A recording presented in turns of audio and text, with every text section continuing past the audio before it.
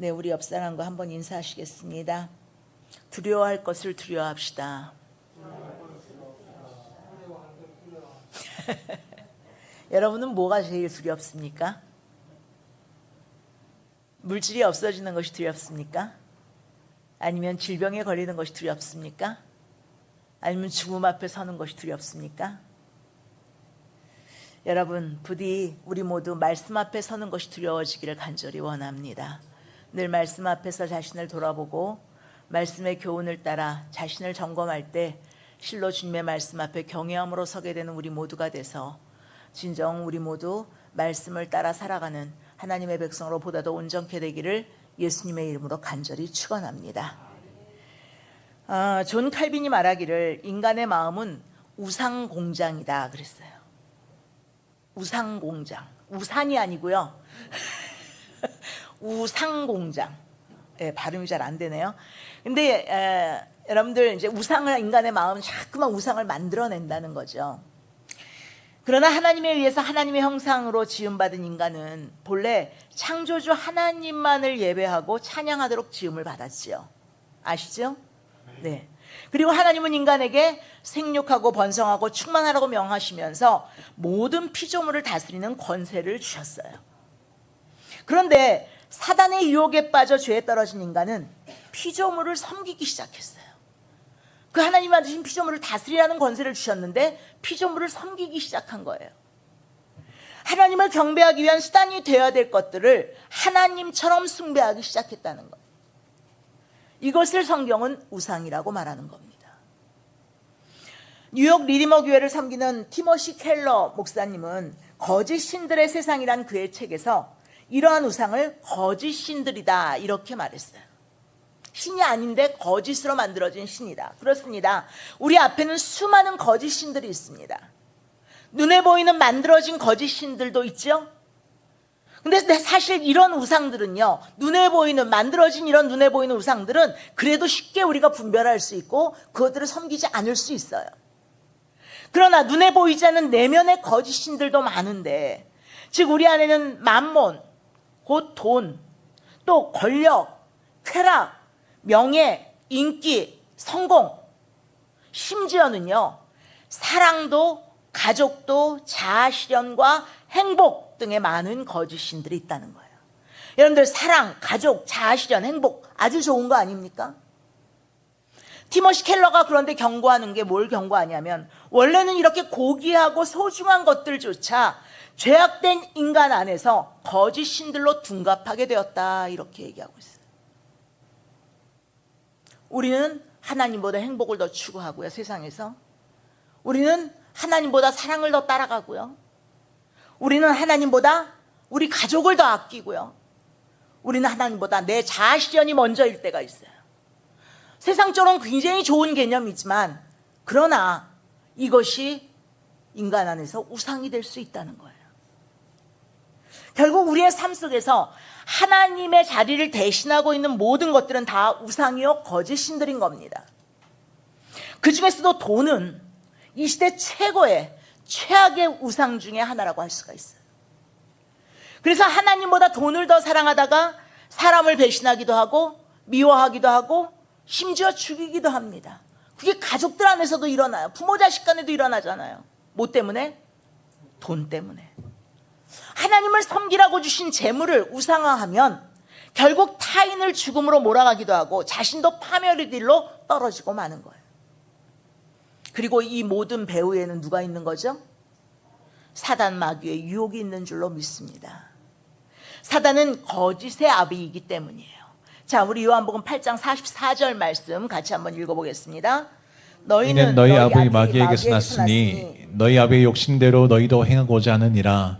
그는 처음부터 살인한 자요 진리가 그 속에 없으므로 진리에 서지 못하고 거짓을 말할 때마다 제 것으로 말하나니 이는 그가 거짓말쟁이요 거짓의 아비가 되었음이라. 그러니까 거짓의 아비인 이 사단이 결국은 거짓 신들을 만들어내게 미혹한다는 거죠. 그래서 사단은 많은 사람들로 하여금 거짓 신들을 섬기도록 조종함으로 하나님께로부터 멀어지게 하고 끝내 파멸의 길로 이끄는 겁니다. 오늘 본문에 등장하는 아나니아와 삽비라가 바로 그러한 사단 마귀의 희생자들이라고 할 수가 있어요. 사실 처음부터 그들이 나쁜 사람들인가요? 사실 처음에 그들은 하나님 보시기에 아름다운 부부였다고 할 수가 있겠어요. 물론 그렇게 성경에 묘사되진 않았지만 이 아나니아라는 이름의 뜻이 뭐냐면 하나님은 은혜로우시다라는 뜻이에요. 하나님은 은혜로우시다라고 고백하는 그 이름의 뜻이 바로 아나니아라는 뜻이에요. 그러니까 그는 하나님이 은혜로우신 분이라는 걸 알았던 사람이고 그렇게 고백했던 사람이라는 거죠. 그리고 삽비라라는 이름의 뜻은 아름다움이라는 뜻이에요. 여러분이 좋아하는 보석 중에 사파이어가 있죠. 너무 좋아하나 보다. 여기서는 대답이 이렇게 크게 나올 수가 없어. 아멘 하라면 이렇게 크게 안 하면서 여러분이 좋아하는 보석 사파이어가 바로 이 삽비라에서 나온 거예요. 그 정도로 아름다움을 묘사할 때 이 삽비라가 아름답다라는 뜻인데, 그래서 이름 그대로 말하자면 이 부부는 하나님의 은혜를 깨닫고 아는 자로 하나님 보시기에 아름다운 부부였다고 할 수가 있는 거예요. 그래서 더욱이 그들은 자신들 소유를 팔아서 하나님께 바칠 만큼 헌신된 부부였다고도 할 수가 있는 거죠. 그런데 이러한 아나니아와 삽비라는 3시간 시간차를 두고 죽임을 당합니다. 그 영혼이 떠나가요. 그렇다면 왜 그들은 하나님께 그 소유를 팔아 바치고도 죽임을 당하는 비극의 주인공들이 되었을까요? 사실 이 사건은 성령 충만한 가운데 한창 뜨겁게 부흥하는 초대교회 공동체에 찬물을 끼얹는 일이 될 수도 있었어요. 그렇지 않습니까? 정말 믿음의 사람으로 잘 섬기는 것 같았는데 자기 소유를 다 팔아가지고 그걸 다 사도들 발 앞에 놓고 헌금까지 했는데 갑자기 죽임을 당해. 성령 강림 사건 이후 초대교회는 놀라운 부흥이 일어났죠. 여러분들 그 전에 우리가 살펴봤죠? 베드로 사도의 설교에 4,000명, 5,000명이 주께로 돌아오는 구원의 역사가 일어났고, 날 때부터 걷지 못하던 자가 일어나는 놀라운 기적의 역사도 일어났고, 사도들과 성도들은 사내들인 공의의 위협과 협박 속에서 담대하게 복음을 전했고요. 기억하시죠? 또한 초대교회 성도들은 성령 충만함으로 자기 재산을 자기 것으로 주장하지 않았고, 또 이에 부자는 재산을 팔아 가난한 자들에게 나누어 주었다 그랬어요. 주님의 은혜 안에서 유무상통하는 놀라운 역사가 일어났던 거예요. 그 결과 초대교회는 날마다 구원받는 자의 수가 더해가는 놀라운 부흥의 역사가 일어났던 거죠. 자, 보세요. 사도행전 2장 47절 말씀에 그게 나오죠. 읽어보겠습니다. 하나님을 찬미하며 또 온 백성에게 칭송을 받으니 주께서 구원받는 사람을 날마다 더하게 하시니라. 아멘. 그런데 오늘 본문이 있는 5장에 와서 그토록 부흥의 불길이 일어나던 초대교회에 엄청난 회오리바람이 불게 된 거예요. 외적인 핍박 속에서도요, 이 초대교회 교회 공동체는 더욱더 부흥하고 강해졌어요. 하나로 결속했어요. 그런데 내부의 문제로 인해서 위기에 직면하게 된 거예요. 이것이 바로 거짓의 아비인 사단 마귀의 노림수인 겁니다. 사단과 그의 졸개들이요, 성도들의 신앙생활을 방해하기 위한 전략회의를 열었는데 젊은 마귀가 크리스찬들을 다 죽여버리자. 그러니까 늙은 마귀가 말하기를 순교는 오히려 교회를 더 부흥시킨다. 이러면서 안 된다 그랬어요. 그러니까 젊은 마귀가 또 그럼 때리면 그러면서 때려서 그들이 신앙생활 못하게 하자니까 때리면 매 한 대 예수가 10도 더 생긴다고 또 얘기했어요. 그러자 감옥에 가두자는 제안도 있었어요. 그러니까 그 늙은 마귀가 말하기를 가두면 더 열심히 기도해서 성령의 역사를 더 크게 일으킨다는 거예요. 바울과 실라처럼. 이에 사단과 그 졸개들이 과연 좋은 전략이 없을까 하고 고심하고 있을 때 그 늙은 마귀가 지혜를 짜냈는데 열심히 전도도 하고 사랑도 하게 하자. 그러나 내일부터 하자고 하자. 그렇게 속삭이는 전략을 짰다는 거예요. 그래서 그 전략이 마귀의 최대 성공 전략이 되었다는 거죠. 이 이야기에서 얘기하는 게 뭐예요? 결국 외부적인 핍박이나 어려움이 교회를 무너뜨리는 것이 아니라 내부의 문제가 결국은 교회를 위기에 빠뜨린다는 거예요. 그렇습니다. 외적으로 핍박이 오면 오히려 교회와 성도는 더 믿음이 견고해집니다. 그런데 내적으로 사단이 침투하여 속삭이면 교회 공동체는 더 무너지기 쉬운 거예요. 그러나 어찌되었든 오늘 본문에서 우리는 한 가지 의문을 갖게 돼요. 아나니아와 삽비라가 그렇게 죽임을 당할 만큼 큰 죄를 지었느냐는 거예요. 지난번에도 말씀드렸지만 당시에 모든 사람이 소유를 다 팔아 하나님께 드린 것이 아니었다 그랬죠? 드린 사람도 있고 드리지 않은 사람도 있었어요. 그냥 자기 집을 그대로 소유하고 그 집에서 또 모임을 갖고 예배를 드린 사람들도 있었어요. 이게 조금 덜 드렸다고 해도 그것이 부부가 죽을 만큼 큰 죄인가에 대해서 의문이 생길 수 있다는 거예요. 더욱이 만약 이 잣대를 오늘 우리에게 들이댄다고 생각해 보세요. 네? 그러면 여기에 살아남을 사람이 몇이나 될까요? 사실 오늘 이 말씀을 읽고 우리는 어떤 형태로든 충격을 받을 수 있는데 여러분들 어떤 것 때문에 충격이 있습니까? 아나니아와 삽비라가 거짓말한 것 때문에 충격이십니까? 어떻게 그렇게 거짓말을 할 수가 있어? 하나님 앞에 헌금하면서 땅을 판 값을 다 바친 것도 아니면서 다 바친 것처럼 거짓말을 할 수는 없잖아. 이러면서 아나니아와 삽비라가 거짓말한 것에 충격을 받으십니까, 여러분? 아니면 이것이 충격입니까? 아니, 그 정도 거짓말을 했다고 그렇게 죽일 수가 있어? 하나님도 너무 아시지. 아나니아와 삽비라가 거짓말한 것이 잘했다고 할 수는 없지만 그럴 수도 있지 않은가? 인간이니까. 그들이 자신의 소유인 땅을 팔아 일부만 바치고도 다 바친 것처럼 거짓말하고 그 값에서 얼마를 감춘 것이 그렇게 큰 죄인가? 그래도 자기 소유인 땅을 팔아 헌금한 것만도 대단한 것 아닌가? 여기 자기 소유 땅을 팔아서 헌금하는 분들이 몇 명이나 돼요? 여러분은 어느 쪽에 충격을 더 받습니까?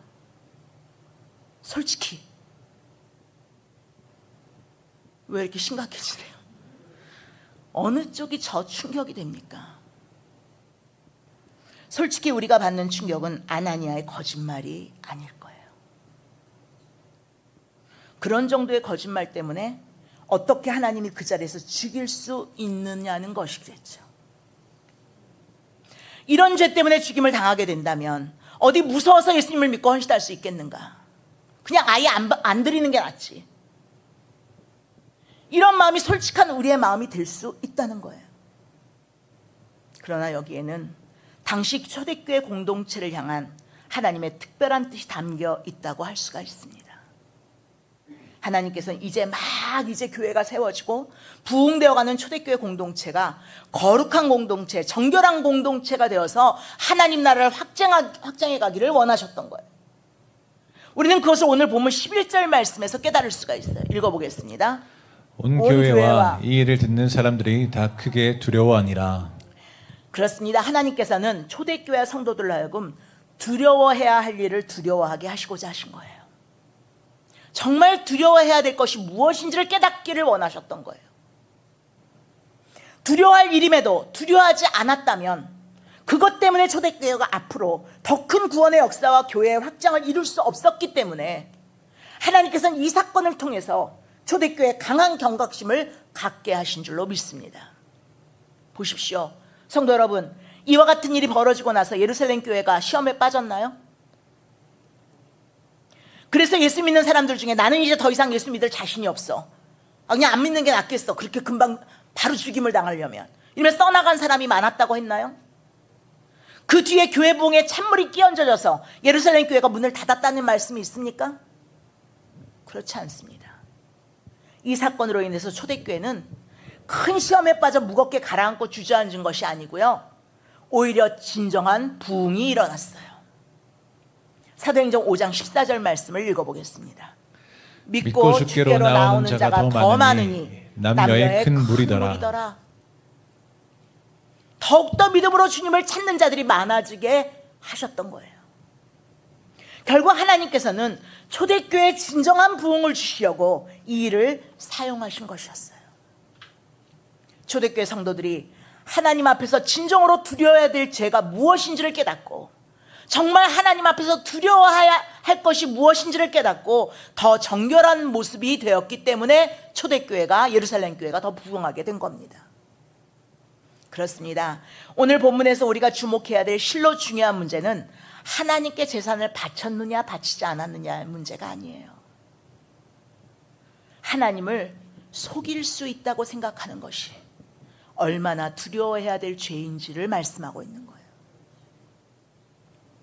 교회 공동체 안에서 하나님을 속이는 자, 성령을 속이는 자는 영적으로나 육적으로 죽을 수 있다는 경고를 우리는 오늘 아나니아와 삽비라의 죽음을 통해 분명하게 받아야 될 줄로 믿습니다.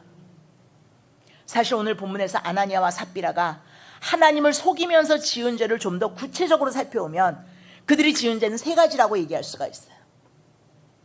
물론 성령을 속인 죄, 크게 보면 그렇지만 하나님을 속인 죄지만 그 구체적인 죄는 하나는 시기심, 또 하나는 탐심, 또 하나는 거짓말이에요. 아나니아와 삽비라가 자기 소유인 땅을 팔아 헌금은 했지만 그 동기가 뭐였을까요? 왜 그들이 땅을 팔아 헌금했나요? 진정으로 하나님을 사랑하고 교회를 사랑하고 성도들을 사랑해서 그 사랑과 헌신의 마음으로 드렸나요? 자, 앞서 우리가 지난주에 바나바에 대한 이야기를 했죠. 위로의 아들 바나바가 밭을 팔아 사도들의 발 앞에 바쳤다는 얘기를 우리는 지난주에 봤어요. 그 일로 온 교회로부터 칭찬을 들었겠죠. 그 일뿐만 아니라 바나바는 위로의 사람이었고 남을 세워주는 사람이었다. 기억하십니까?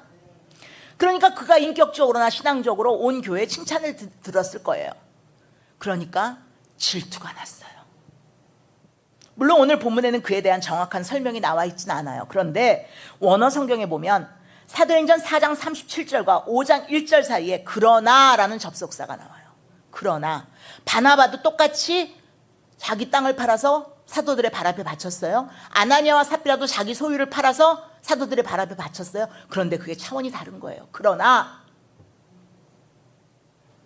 즉 4장 마지막 부분에는 바나바의 이야기가 나오는데 지난 시간에 살펴본 것처럼 바나바는 성령이 충만해서 사랑과 위로가 넘치는 사람으로 하나님 앞에서 진정 신실한 마음으로 밭을 팔아 하나님께 바쳤습니다. 이제 교회 공동체에서는 그래서 그를 칭찬하고 그의 인격을 신뢰했어요. 그러자 이것을 본 아나니아와 삽비라 부는 시기심과 질투심이 생긴 거예요. 그러면 우리도 한번 소유를 팔아 하나님께 바쳐서 사람들 앞에서 인정과 칭찬을 받아보자. 그 마음으로 소유인 땅을 팔아 헌금을 했던 거예요.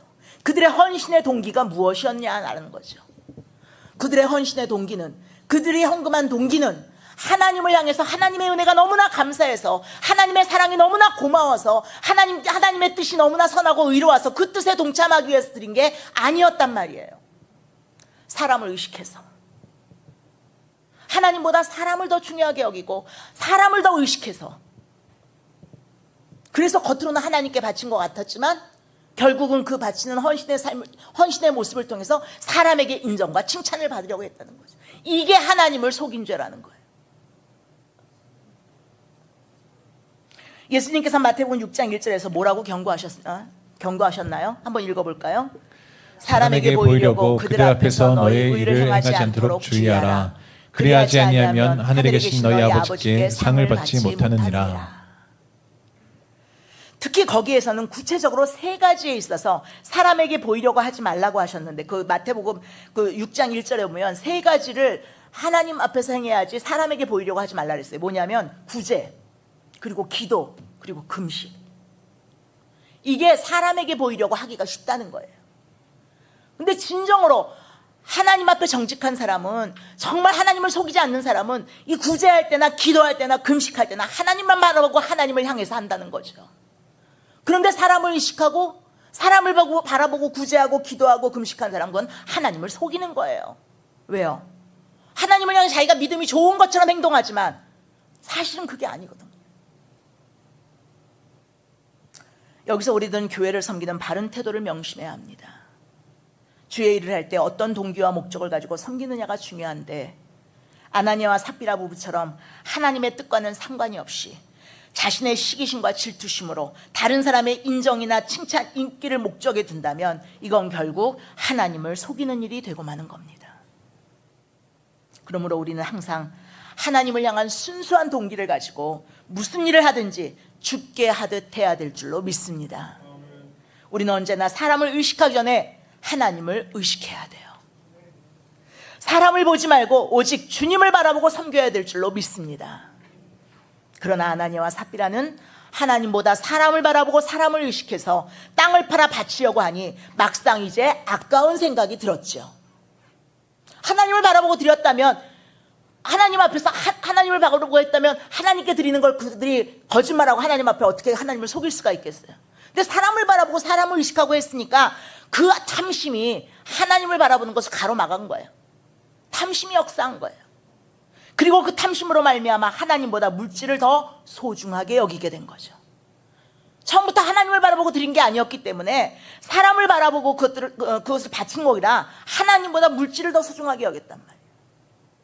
그럼에도 사람들로부터 땅 판 것을 다 바쳤다는 칭찬을 받고 싶으니, 그리고 자신들은 하나님을 가장 귀하게 여겨서 이렇게 자신의 소유를 다 팔아 바친다라는 걸 드러내고 싶었으니 그 판값의 얼마를 감추고 그것이 땅 판 것의 전부인 것처럼 사도들의 발 앞에 두는 거짓을 서슴지 않았던 겁니다.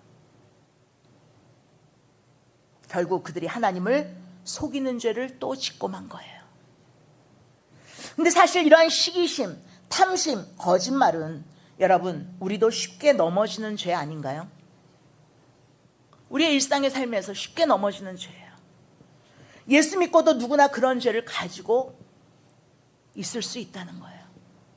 그러기에 바로 여기에 하나님의 메시지가 있는 거예요. 우리를 향한. 그것이 심히 두려운 죄임을 깨달아라는 거예요. 아무렇지도 않게 그저 스쳐 지나가는 죄가 아니라, 아무렇지도 않게 그냥 회개하고 넘어갈 죄가 아니라 정말 그것이야말로 두려워야 할 죄다. 왜? 하나님을 속이는 죄이기 때문이에요.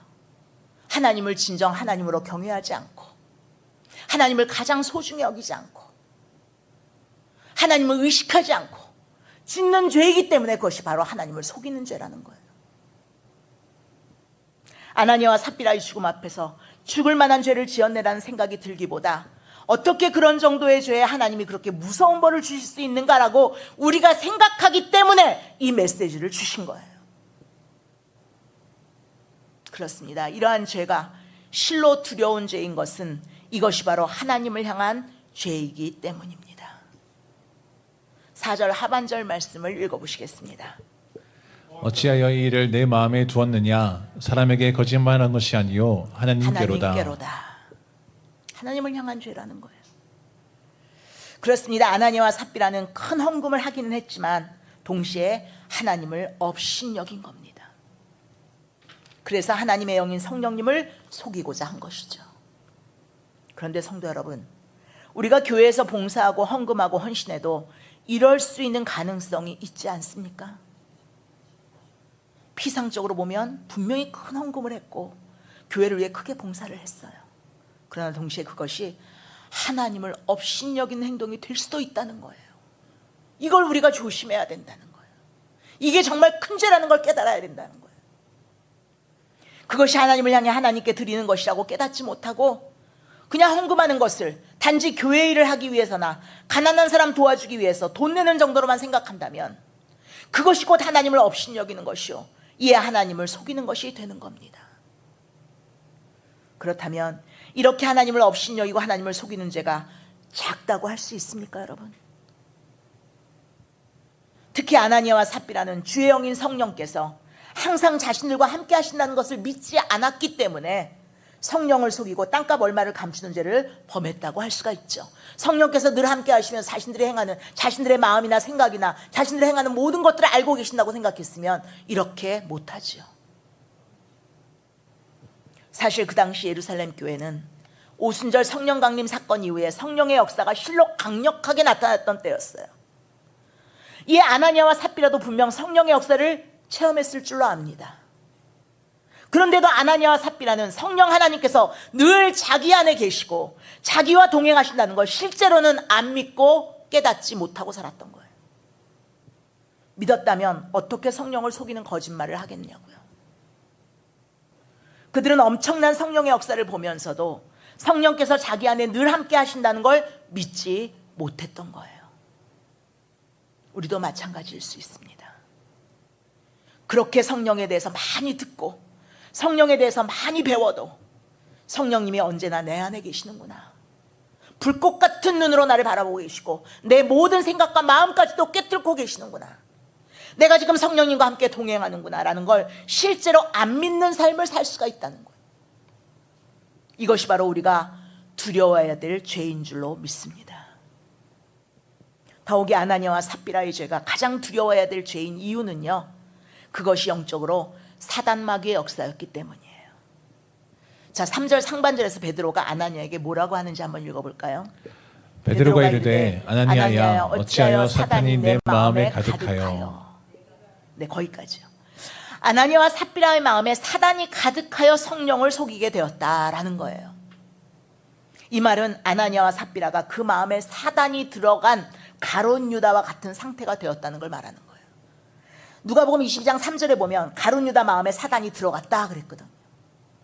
그러니까 사단에게 종노릇해서 성령을 속이게 되고, 물론 우리 안에도 사단이 틈을 탑니다. 타죠? 사단이 어떤 하나님의 뜻이 아닌 생각을 넣어주기도 하고 그런 마음을 넣어주기도 하죠. 그래요, 안 그래요? 그러니까 사단이 틈을 타고 들어올 수 있어요. 근데 여기서 뭐라냐면 사단이 내 마음에 가득하여, 그 사단이 준 마음을 그대로 품고 살았다는 거예요. 가졌다는 거예요. 꿀꺽하고 삼킨 거예요. 가룟 유다도 마찬가지였고, 자신이 지금 사람에게 거짓말하는지 하나님께 거짓말하는지도 그래서 분별하지 못하게 된 겁니다. 그렇습니다. 아나니아와 삽비라는 분명 예수 믿고 성령의 역사도 체험했던 사람들이었지만 그들이 사단 마귀가 주는 생각을 그 마음에 그대로 두니까 하나님을 업신여기고 성령을 속이는 죄를 범하게 된 것인데, 정말이지 이것이야말로 우리가 실로 두려워해야 될 죄인 줄로 믿습니다. 여러분들, 사단이 여러분들에게 마음을 타고 들어올 때, 여러분들을 미혹할 때 사단이 주는 마음을 그대로 품고 살지 마시기를 간절히 원합니다. 사단이 주는 마음을 그대로 품고 사단이 행하라고 하는 대로 종노릇하면 그게 바로 육신의 일을 행하는 거예요. 사랑하는 성도 여러분, 이제 우리 모두 진정으로 두려워해야 될 죄를 두려워하기를 간절히 바랍니다. 하나님보다 사람을 더 의식하여 시기하고, 하나님보다 세상 것을 더 귀하게 여겨 탐심에 매이고, 하나님을 업신여기고 성령을 속임으로 거짓을 일삼는 죄를 실로 두려워할 죄로 두려워하기를 간절히 바랍니다. 그러한 죄를 짓고도 두려워할 죄인 줄 모르는 것이 정말이지 심각한 일인 거예요. 그런데 아나니아와 삽비라의 말로 그들이 하는 일이 얼마나 두려워해야 될 죄인 줄 몰랐고, 사실 그 당시 초대교회 많은 성도들도 다 그러했던 것 같아요. 그래서 아나니아와 삽비라가 죽어나가는 것을 보고 다 크게 두려워했다 그랬어요. 부디 우리도 오늘 이 말씀을 통해서 다 크게 두려워하기를 간절히 소원합니다. 아멘? 왜 이렇게 아멘을 적게 하세요? 본문 11절에서 온 교회와 이 일을 듣는 사람들이 다 크게 두려워하니라. 그리고 나서 진정 두려워할 죄를 두려워하고 났더니, 그래서 그 죄에 대한 경각심을 가졌더니 초대교회가, 예루살렘 교회가 부흥하게 된 거예요, 여러분. 여기서 온 교회와 이 일을 듣는 사람들이 다 크게 두려워하니라 했는데, 여기서 온 교회, 우리 교회도 포함되고 이 일을 듣는 사람의 저와 여러분도 포함되기를 간절히 소원합니다. 그래서 두려워해야 될 죄를 두려워함으로 보다 더 정결한 자로 정말 하나님의 나라를 부흥시켜 나가는, 그 하나님의 뜻을 이루어 나가는 우리 모두가 되어지기를 예수님의 이름으로 간절히 축원합니다. 기도하시겠습니다.